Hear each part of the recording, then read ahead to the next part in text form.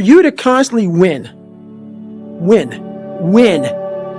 this voice over here, the real you, is saying, get the go. You're nobody. You've always been nobody. And it's true. People don't hear that. That's a true voice. That's the real reality of David Goggins at 24 years old. It's not a false reality. And then you had to create another voice over here that is saying you're better than that other voice. And you're in the freezing cold water that both voices don't want to be in. But you win.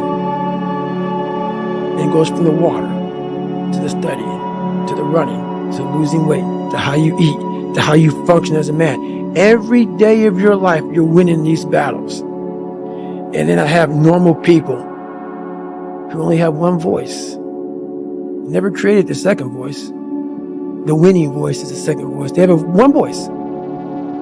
And that's just, I'm a piece of shit. And that's all they hear. And then they judge people like me who are out here trying to be better. It's something that I can never really, it's a frustrating thing for me. Because I know the majority of people. I know what goes on in the brain because I studied the mind more than you. Because I'm a practitioner. So for you to be a piece of shit and come out of that, you don't just come out of it. You spend decades studying your mind and the human mind on how it functions in good environments, bad environments, stressful environments, patient environment. You studied all because you had to put all this together to create the mind to become successful. So I had to, like, God blessed me with this brain. I had to create a mind. And so in doing so, I figured out every piece of human being in the world because that's what I was going off of for myself.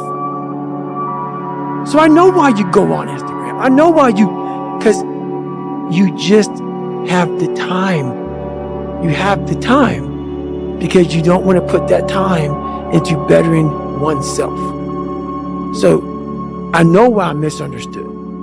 I'm misunderstood by people who have plenty of time on their hands to misunderstand me because they are exactly where I once was, which is a low-life, lazy piece of shit. And it's the harsh reality of people who troll you, who go after you.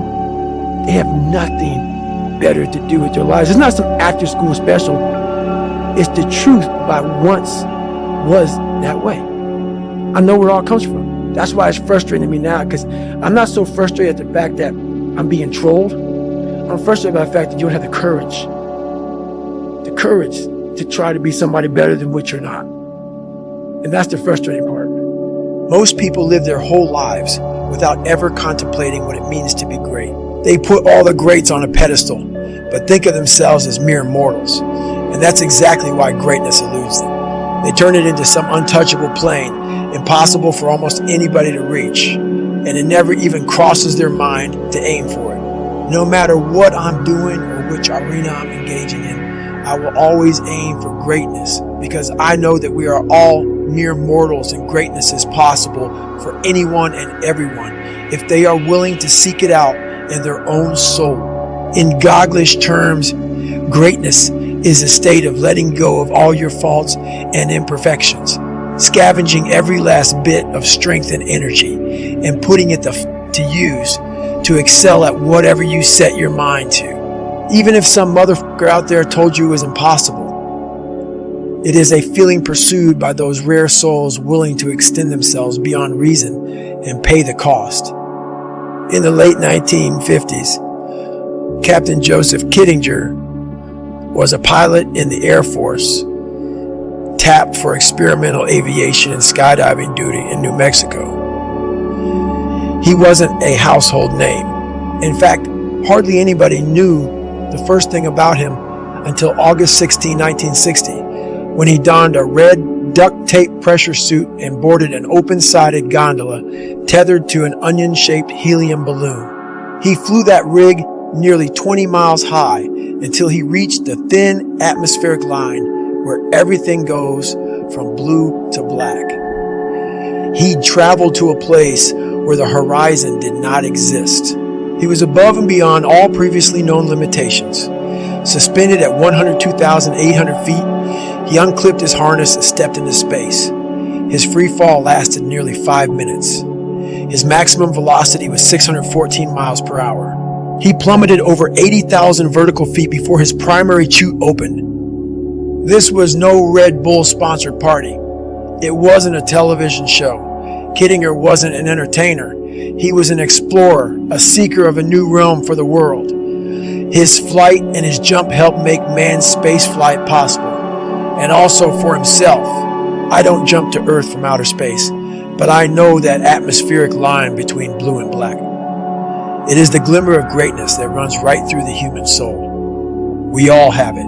Most of us will never see it because to get there requires a willingness to extend yourself to the limit without any guarantee of success. Then again, success is just another mile marker on the journey.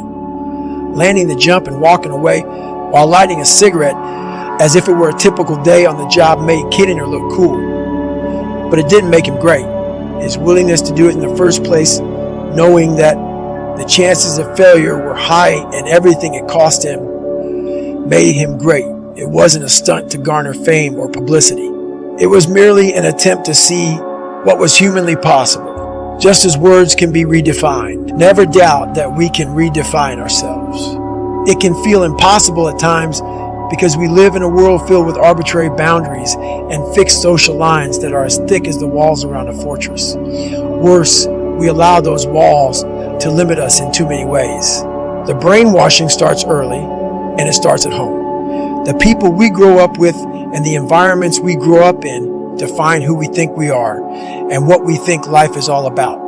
When you're young, you can only know what you see. And if all you are ever exposed to are lazy people, content with mediocrity, or who convince you of your own worthlessness, greatness will remain a fantasy. If you live in the ghetto or in a dying industrial or farming town where buildings are boarded up, addiction runs rampant, and the schools are a mess, that will factor into the possibilities others envision for you and you envision for yourself. But even privileged people can feel shackled by their circumstances. The vast majority of parents don't know what greatness looks like, so they are ill-equipped and afraid to encourage big dreams. They want their children to have security and don't want them to experience failure. That's how limited horizons get passed down from generation to generation. Should we really be surprised that almost everybody has a knack for twisting their story to work against themselves? I hear it all the time. Privileged kids say, "I have too much, so I cannot develop the skills that you have." The kid that came from nothing will tell me, "I don't have enough. Therefore, I cannot develop the skills that you have." No matter where someone is in life, they never fail to confess why they can't get where they need to go.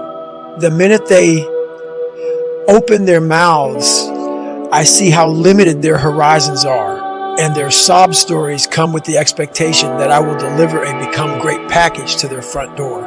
But that's not how it works. To this day, it is for me to become better mentally. How I look has just become I have thousands, hundreds of thousands of miles on this body, running, pull-ups, push-ups, swimming, whatever you want to call it. This body is what it is now. It's from repetition. It's not from studying, hey, if you hold a plank for this long, fuck all that bull. I don't care about it. I just do it for my mind. Right. I want to continue to harden because that's the only thing I want. That's what I want. I want to have that mind ready for life. Identity is a trap that will keep you in blinders if you let it. Sometimes, identity is what we are saddled with by society. Other times, it's a category we claim. It can be empowering to associate yourself with a particular culture, group job, or lifestyle. But it can also be limiting.